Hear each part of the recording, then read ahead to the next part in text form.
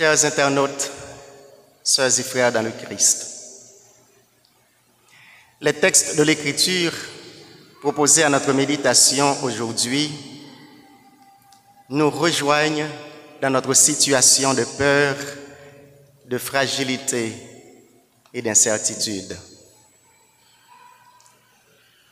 Le livre de Siracide, dans la première lecture, nous enseigne que le cri du pauvre traverse les nuées du ciel et fait écho dans le cœur de Dieu. Et Dieu écoute toujours le cri du pauvre, même s'il ne fait exception de personne. Dieu ne fait pas de différence entre les hommes, mais il a une préférence pour le cri du pauvre. Il entend la prière de celles et ceux qui souffrent, celles et ceux qui ont peur, mais qui gardent confiance malgré tout. Oui, Dieu entend la prière de ceux qui souffrent, de ceux qui ont dû quitter leur maison et qui vivent maintenant dans la précarité. Même délocalisés, nous restons au cœur de son amour. Dans notre situation de détresse, cette parole est pour nous aujourd'hui. Le Seigneur ne nous oublie pas. Le Seigneur veille sur chacun et chacune de nous. Même quand le désespoir pèse lourdement et la peur nous paralyse, sachez que le Seigneur voit, entend et comprend notre détresse. Dans l'Ancien Testament, le pauvre, l'opprimé, l'orphelin et la veuve, ces catégories étaient considérées comme les quatre précarités, les quatre situations de précarité dans la société. Et la loi faisait obligation de les protéger et d'en prendre soin. Qu'en est-il de notre société actuelle? Qu'en est-il de notre pays? Nous savons bien la logique, la raison du plus fort est la meilleure. La deuxième lecture est considérée comme le testament de l'apôtre Paul. Le testament, c'est-à-dire celui qui est à la fin de sa vie. Quand il écrit cette lettre à son ami Timothée, qu'il appelle « mon fils bien-aimé », il était déjà en prison. Il sait que son exécution est proche. Alors, s'adressant à Timothée, il l'encourage à rester fidèle. À rester fidèle. Car la mission ne doit pas s'arrêter en chemin. La bonne nouvelle doit être annoncée au monde entier.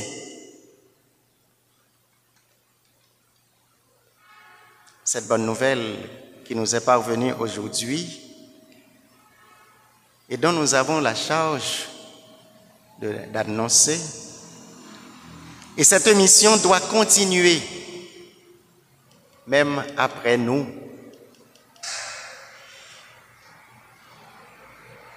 Et dans l'Évangile, Saint Luc nous présente deux hommes qui étaient montés au temple de Jérusalem pour prier. L'un était pharisien et l'autre publicain. Le pharisien était avant tout un fidèle pratiquant. Il a une bonne réputation dans la société, bien sûr, aux yeux des hommes. Il observe plus que ce qui est prescrit par la loi. Et c'est pourquoi dans sa prière, nous avons entendu qu'il ne demande rien à Dieu parce qu'il ne manquait de rien non plus. Et sa prière est plus qu'une auto-contemplation. Il faisait l'éloge de ses propres vertus, l'étalage de ses bonnes œuvres, en disant « Je jeûne 2 fois par semaine, je donne la 10e de tout ce que je possède, ce qui est bien pour l'administration du temple, ce qui est normal d'après la loi mosaïque. » Mais le problème, c'est qu'il ne se contente pas de se donner des coups d'encensoir, mais de faire l'examen de conscience du publicain. Il aurait pu étaler ses bonnes œuvres et en reste là. Mais c'est quand il est allé faire l'examen de conscience du publicain, et alors, il y va trop loin. Il n'a pas compris que pour être exaucé, il faut être plein de bonne volonté, plein de bonté, plein de compréhension, plein de compassion pour les autres.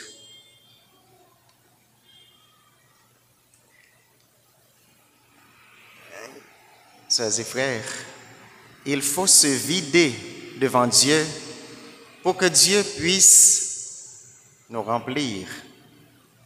Et comme il se présentait devant Dieu tout rempli, et alors Dieu ne pouvait pas le remplir parce qu'il était déjà rempli. Et c'est pourquoi quand nous sommes venus à l'église, à la messe, disait un mystique, il faut venir avec 2 sacs. Un sac vide et un sac rempli. Le sac rempli, ce sont nos péchés de la semaine pour les remettre à Dieu et Dieu dans sa miséricorde les pardonne. Et le sac vide, c'est pour faire la provision de grâce, pour repartir, redémarrer une autre semaine. Eh bien voilà, l'autosuffisance de ce pharisien lui empêche de repartir avec les fruits de sa prière, c'est-à-dire la grâce, la bénédiction de Dieu. Le publicain, lui, a une très mauvaise réputation dans la société à cause de sa fonction, parce que quelqu'un qui était collecteur d'impôts, comme dirait dans notre jargon aujourd'hui, c'est un 4 marqué. Tout le monde t'a plongé doit être sous lui. En tant que collecteur d'impôts, il s'est enrichi au détriment des plus pauvres pour s'enrichir et enrichir le pays occupant. Se reconnaissant comme tel, au lieu de se vanter comme a fait le pharisien, il confesse plutôt sa petitesse et fait appel à la miséricorde de Dieu. Et voilà pourquoi il est parti rempli, comblé de grâce. Et le texte nous dit, en arrivant chez lui, c'est sa prière qui est exaucée. Et alors la pointe du message de cet évangile, sœurs et frères, est que le juste n'est pas celui qui se croit l'être. Le juste n'est pas celui qui se croit l'être, mais celui qui s'est ajusté à l'amour et à la miséricorde de Dieu. Et voilà pourquoi la prière du publicain traverse les nuées du ciel et touche le cœur de Dieu, tandis que celle du pharisien reste dans le temple. Qui s'élève sera abaissé, qui s'abaisse sera élevé. La question que je dois me poser, que nous devons nous poser, suis-je un pharisien ou un publicain? Ai-je l'attitude du pharisien ou celle du publicain? Dans notre monde où l'esprit du capitalisme prédomine, cette attitude du publicain est un vrai témoignage. Notre présence simple, notre prière persévérante, notre fraternité dans la peur sont une lumière d'espérance ou une lueur d'espérance. Ainsi, frères et sœurs, que le Seigneur nous remplisse de son esprit d'humilité, qu'il nous fasse vivre dans la lumière de la foi et l'ardeur de la charité, afin que nous méritions la récompense promise à ceux qui ont combattu le beau combat et qui sont restés fidèles jusqu'au bout de la course. Partons avec ce sentiment que le Seigneur écoute nos cris de douleur et de détresse. Il voit nos misères, il nous accompagne sur la route et il nous soutient dans nos moments de faiblesse. Que notre prière devienne le cri du publicain. Seigneur, prends pitié de nous, protège-nous et sauve-nous.